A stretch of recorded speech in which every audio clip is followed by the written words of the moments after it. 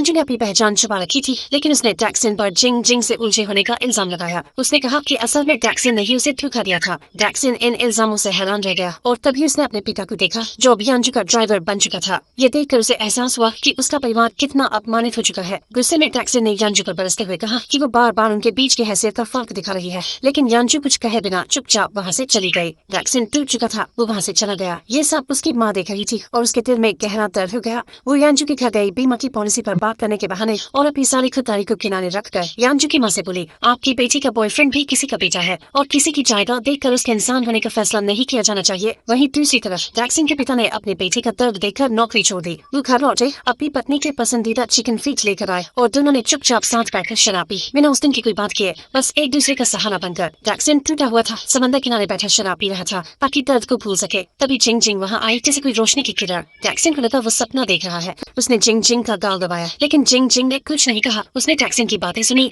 उसके साथ शराब पी और जब उसने अपने प्यार को बच्चे की तरफ रोते देखा तो उसका दिल भी टूट गया। वो उसे होटल लेकर गई और जब वो सो गया तो उसे देखकर अपने दिल की बात कह दी कि वो उसे बचपन से प्यार करती है, जब डैक्सन ने एक बार उसकी जान बचाई थी और तब से ये प्यार 10 सालों तक जिंदा रहा। जब डैक्सन ने अपनी छोटी सी दुकान खोली तो किस्मत ने उन्हें फिर मिलाया। हर रोज जिंग जिंग उसी दुकान के सामने से गुजरती थी, चाहे बारिश हो या धूप, बस उसे देखने के लिए वो सालों से चुपचाप उसे चाहती रही। एक दिन यांजू किसी ऑफिशियल काम से डैक्सन की दुकान पर आई। दोनों की मुलाकात थोड़ी अजीब सी लगी। यांजू ने बताया कि वो एक प्रमोशनल वीडियो की शूटिंग करने वाली है, लेकिन डैक्सन ज्यादा खुश नहीं दिखा और जल्दी वहाँ से चला गया। शूटिंग वाले दिन डैक्सन और जिंग जिंग ने साथ में काम किया और दोनों की केमिस्ट्री देखने लायक थी। यांजू एक कोने से ये सब देख रही थी और अंदर ही अंदर जल रही थी। उसी दौरान डैक्सन की अपने पुराने सुपरवाइजर से बहस हो गई। ये सुनते ही यांजू शियाओ के साथ माफी मांगने आई। डैक्सन ने विनम्रता से सिर झुकाकर उसका जवाब दिया, लेकिन जिंग जिंग ने उसे झुकने नहीं दिया। उसने उसे उठाया और सबके सामने ऐलान कर दिया कि अगर कोई भी डैक्सन को तंग करेगा तो वो उसकी गार्जियन एंजल बनकर उसकी रक्षा करेगी। शूट खत्म होने के बाद यांजू ने डायरेक्टर शियाओ को कॉल कर कहा कि उसे वहाँ की कम्युनिटी में अपनापन नहीं लग रहा। तभी डैक्सन की माँ ने ये बात सुन ली और यांजू को जमकर डांट लगा दी, जिससे यांजू शर्मिंदा हो गया। लेकिन जल्द ही उस प्रमोशनल वीडियो ने सोशल मीडिया पर धूम मचा दी और स्टोर की सेल्स बढ़ गए। कंपनी में शियाओ ने यांजू की तारीफ की, लेकिन साथ ही डैक्सन की कूलनेस का मजाक भी उड़ाया। इसी बीच एक लापरवाही में शियाओ ने सालों पुराना एक राज खोल दिया। यांजू को शक हुआ और उसने पुराने वर्क रिकॉर्ड्स चेक किए, जहां उसने देखा कि एक प्रोजेक्ट में जिम्मेदार व्यक्ति के तौर पर डैक्सन का नाम दर्ज था, जबकि उस प्रोजेक्ट पर काम यांजू ने किया था। जब यांजू ने शियाओ को टोका तो उसने कबूल कर लिया कि 3 साल पहले जब यांजू से एक बड़ी गलती हो गई थी, तब डायरेक्टर शियाओ ने डैक्सन को धमकाया और मजबूर किया कि वो गलती का इल्जाम अपने सिर ले ताकि यांजू की नौकरी बच सके। डैक्सन ने अपनी गर्लफ्रेंड को बचाने के लिए खुद पर इल्जाम ले लिया और अब वही गर्लफ्रेंड उसे धोखा दे रही थी। सच्चाई जानकर यांजू को गहरा पछतावा हुआ और उसने डैक्सन को डुबाना पाने का फैसला कर लिया। उसी रात उसने डैक्सन से जाकर पूछा कि उसने ये सब उसे पहले क्यों नहीं बताया। दिल की बात कहने के बाद यांजू ने डैक्सन को गले लगाया, लेकिन डैक्सन ने उसे पीछे हटा दिया और कहा कि वो अब आगे बढ़ चुका है और उसकी जिंदगी में नई शुरुआत हो चुकी है। लेकिन यांजू ने हार नहीं मानी। उसने कंपनी के चेयरमैन को प्रपोजल दिया कि डैक्सन को फ्रेंचाइज डिवीजन का कंसल्टेंट बनाया जाए। चेयरमैन मान गया और यांजू खुद स्टोर गई ये खबर देने। डैक्सन ने विनम्रता से प्रस्ताव ठुकरा दिया और कहा कि वो खुद को इसके लायक नहीं समझता। यांजू ने उसे मनाने की कोशिश की, लेकिन डैक्सन ने साफ कहा कि वो जिंग जिंग की शिफ्ट लेने जा रहा है और नहीं चाहता कि वो कुछ गलत समझे, इसलिए यांजू वहाँ से चली गई। तभी डैक्सन की माँ लौटी।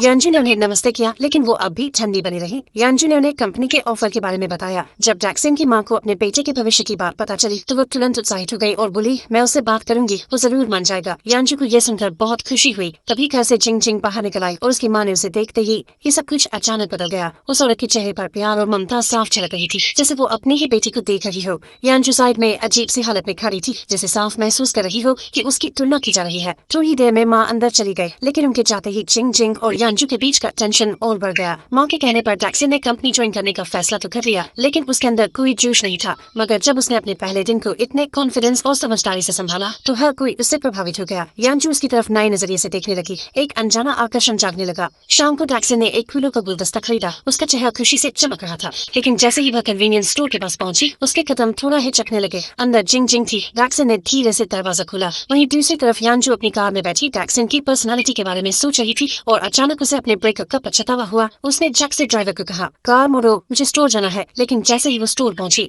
उसके पैरों तले जमीन खिसक गई। जिंग जिंग और डैक्सन साथ में बहुत खुश नजर आ रहे थे। ये देख यांजू के पास बस एक ही रास्ता बचा, चुपचाप वहाँ से निकल जाना। लेकिन वो हार मानने वालों में से नहीं थी। उसने तुरंत अपनी माँ को एक बार में मिले बुलाया और कहा, मैं डैक्सन को वापस पाकर रहूंगी, चाहे कुछ भी हो। अगले दिन डैक्सन का पहला ऑफिशियल डे था और यांजू ने जानबूझकर खुद को उसके साथ पेयर करवा लिया। उन्हें एक कन्वीनियंस स्टोर की जांच के लिए भेजा गया, लेकिन वहाँ के मैनेजर को उनका आना बिल्कुल पसंद नहीं आया। उसने सीधा कहा, हमें यहाँ कॉर्पोरेट लोग नहीं चाहिए, और गुस्से में उसने यांजू को धक्का देने की कोशिश की। डैक्सन ने रिफ्लेक्स में उसे बचाया, लेकिन उसकी कलाई में चोट लग गई। जब जिंग जिंग को डैक्सन की चोट के बारे में पता चला तो वह बिना कुछ सोचे सीधे अस्पताल पहुँच गई। जैसे ही वो कमरे में दाखिल हुई, उसने देखा कि यांजू पहले से वहाँ थी। गुस्से में आकर उसने यांजू को धक्का दे दिया। यांजू ने एक चालाकी भरे लहजे में कहा, ये मेरी वजह से घायल हुआ है, तो अब मैं ही इसकी देखभाल कर रही हूँ। तभी डैक्सन को होश आया और उसने बिना देर किए जिंग जिंग से पूछा, तुम्हारा एग्जाम कैसा गया? यांजू को उसने सिर्फ औपचारिक हेलो कहा। ये देखकर यांजू के मन में एक अजीब सी जलन की भावना उठी। निराशा के साथ उसने जबरदस्ती मुस्कुराते हुए कमरे से निकलने की कोशिश की,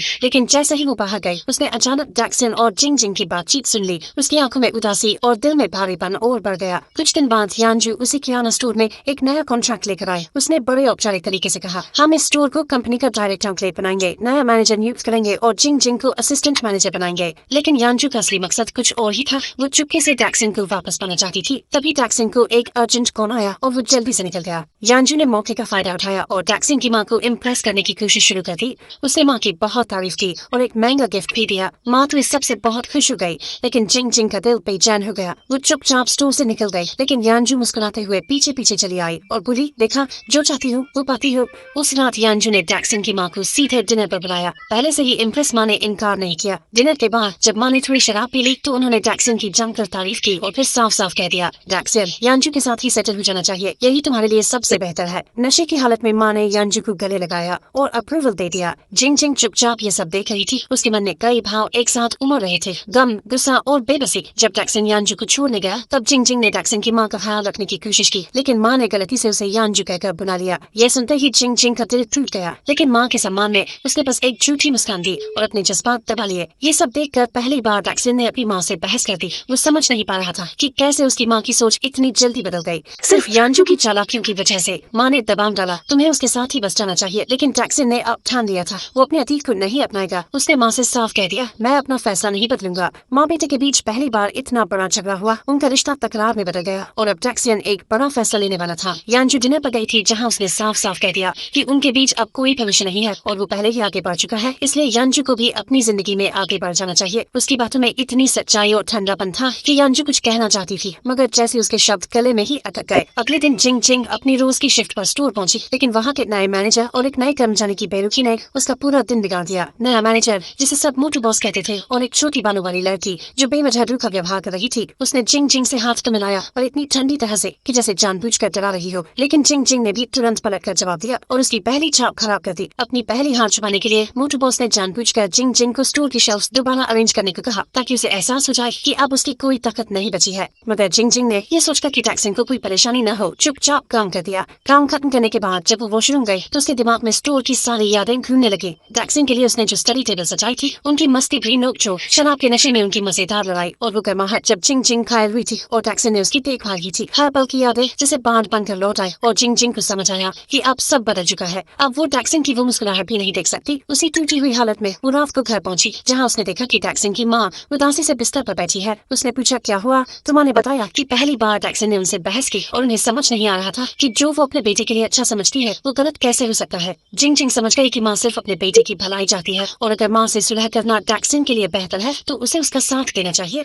उस रात डिनर पर उसने डैक्सन को माँ से माफी मांगने के लिए मनाने की कोशिश की, मगर इस बार डैक्सन झुकने को तैयार नहीं था। जिंग जिंग ने उसे देखा और समझ गए अगर डैक्सन को एक सफल भविष्य चाहिए तो उसे आगे बढ़ना होगा और शायद उसका वहाँ रहना ही डैक्सन के लिए रुकावट बन जाए। यही सोचकर उसने चुपचाप उस रात अपना सामान पैक किया और उस जगह को छोड़ने का फैसला कर लिया। बिना कोई आवाज किए उसने आखिरी बार दुकान और अपने घर की तरफ देखा, फिर चुपचाप नीचे उतर गई। जाते जाते उसने एक नजर डैक्सन के कमरे की ओर डाली, जहाँ वो चैन से सो रहा था। ये उसका आखिरी अलविदा था। अगले दिन जब डैक्सन के कमरे की ओर डाली, जहाँ वो चैन से सो रहा था, ये उसका आखिरी अलविदा था। अगले दिन जब डैक्सन जिंग जिंग के कमरे में गया तो वहाँ सिर्फ एक छोटा सा तोहफा और एक चिट्ठी रखी थी। जब उसे एहसास हुआ कि जिंग जिंग सच में जा चुकी है तो वो घबरा गया। उसने फौरन उसे कॉल किया, लेकिन उसका फोन पहले से ही स्विच ऑफ था। वो भागते हुए पुलिस स्टेशन गया, मगर वहाँ भी कोई सुराग नहीं मिला। उम्मीद टूट चुकी थी, दिल पूरी तरह से बिखर गया था। वो उस किराना दुकान के सामने खड़ा हो गया, जहाँ सब कुछ कभी बहुत अपना लगता था, लेकिन अब वो जगह भी अजनबी लग रही थी। हर कोने में जिंग जिंग की यादें बसी थी। उसका यूं अचानक चले जाना डैक्सन के लिए किसी झटके से कम नहीं था। घर आकर उसने सिर्फ एक सादा कप नूडल्स खाया, लेकिन जिंग जिंग के बिना वो भी बेस्वाद लग रहा था। उधर जिंग जिंग अब एक शांत गांव में रहने लगी थी और एक छोटे से पौधों की नर्सरी में काम करती थी। एक रात जब वो काम कर रही थी,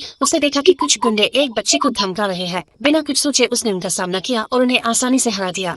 लेकिन जब उसने बच्ची के पैसे लौटाए तो वो बच्चा शुक्रिया कहने की जगह उल्टा शिकायत करने लगा कि जिंग जिंग ने बेवजह दखल दिया। दूसरी तरफ महा अपनी गर्लफ्रेंड को अपने गांव ले गया और वो लड़की कोई और नहीं बल्कि जिंग जिंग की बेस्ट फ्रेंड जिन थी। जो लड़की पहले सिर्फ मस्ती करती थी अब महा से सच्चा रिश्ता जोड़ चुकी थी। लेकिन असली ट्विस्ट तब आया जब पता चला कि महा जो हमेशा लापरवाह और मस्त मौला दिखता था दरअसल एक छुपा हुआ अमीर वारिस था। उसका घर इतना बड़ा था कि जिन भी हैरान रह गई। जिस लड़के को सब हल्के में लेते थे उसका पारिवारिक महल किसी महल से कम नहीं था। खेतों में कीटनाशक छिड़कने के लिए हेलीकॉप्टर इस्तेमाल होते थे। फिर महा के पापा ने उन्हें घर लाने का प्लान बनाया, लेकिन महा ने चुपचाप लोकेशन ट्रैक की और बिना किसी को बताए एक बगीचे में छिप कर देखता रहा। जैसे ही उसे यकीन हो गया कि जिंग जिंग वही है उसने फौरन जैक्सन को कॉल किया। जैक्सन पूरी रफ्तार से वहां पहुंचा और जैसे ही उसने अपनी जिंदगी की सबसे जरूरी इंसान को देखा उसके दिल में भावनाओं का तूफान उठ खड़ा हुआ। उधर जिंग जिंग भी अंदर से बेहद भावुक हो चुकी थी। ये सब देखकर जिंग जिंग को अपनी बात याद आ गई और वो वहाँ से जाने लगी। जैक्सन ने उसे रोकने की कोशिश की लेकिन तभी पिछली रात के घायल गुंडे अपने बॉस के साथ बदला लेने आ पहुंचे। जैक्सन ने हीरो बनने की कोशिश की और लड़ाई शुरू की, लेकिन जैसे ही पहला किक पड़ा वो सीधे जमीन पर गिर गया। पूरा का पूरा हैंडसम लेकिन फाइट में जीरो। ये देख जिंग जिंग का गुस्सा 7वें आसमान पर पहुंच गया। उसने अपना तोड़िया हथियार बना लिया और कुछ ही सेकंड्स में सारे गुंडों को ठो डाला। यहाँ तक कि सबसे बड़ा गुंडा भी उसके स्किसर लॉक मूव के सामने बेबस हो गया। फिर उसने जैक्सन की तरफ देखा और चिंता से पूछा, तुम ठीक हो? इसके बाद दोनों के बीच एक दिल छू लेने वाली बातचीत हुई जिसमें जैक्सन ने वादा किया कि वो अब जिंग जिंग के फैसले की इज्जत करेगा। फिर जैक्सन ने उस छोटी बच्ची की बात छेड़ी जिसने 10 साल पहले उसे मदद मांगी थी, जो असल में जिंग जिंग ही थी। उसे एहसास हुआ कि जिंग जिंग सालों से उसका इंतजार कर रही थी और अब बारी उसकी थी इंतजार करने की। जैक्सन ने बिना किसी हिचकिचाहट के अपनी हाई प्रोफाइल जॉब छोड़ दी। जब यांजू ने उसे आखिरी बार रोकने की कोशिश की तो उसने बस एक शांत मुस्कान दी और चला गया। उस रात यांजू को समझ आ गया कि जैक्सन अब हमेशा के लिए उससे दूर चला गया है। वो एक सड़क किनारे की स्टोन पर बैठकर अपनी माँ को बताती है कि वो विदेश जा रही है। माँ ने मना किया लेकिन उसका फैसला पक्का था। उसी दिन एक अमीर औरत ने जैक्सन की माँ को कॉल करके बताया कि जैक्सन ने 3 साल पहले कंपनी सिर्फ यांजू के लिए छोड़ी थी। माँ को एहसास हुआ कि उसने बिना सोचे समझे यांजू और जैक्सन को जबरदस्ती साथ लाने की कोशिश की और अपने बेटे पर दबाव डाला। अब उसे जिंग जिंग का नजरिया समझ आया जो सिर्फ जैक्सन का भला चाहती थी। माँ की आंखें भर आई। उसे अपनी गलती का पछतावा हुआ। जब जैक्सन ने माँ को बताया कि उसका सपना बस माँ बाप जैसा एक साधारण और खुशहाल जीवन था तब माँ का दिल पिघल गया। पहली बार उसने अपने बेटे की सच्ची भावनाएं सुनी और उसकी आंखों में भी आंसू आ गए। इधर जिंग जिंग को उसकी ऑफिशियल एग्जाम क्वालिफिकेशन लेटर मिल गया और वो खुशी से उछल पड़ी। लेकिन दिक्कत ये थी कि वो सर्टिफिकेट सीधा जैक्सन के घर पहुंच गया। उसी रात वो चुपचाप जैक्सन के घर में घुसी ताकि पेपर्स ढूंढ सके। जैसे ही वो कागज पलट रही थी जैक्सन के माँ बाप अचानक लौट आए।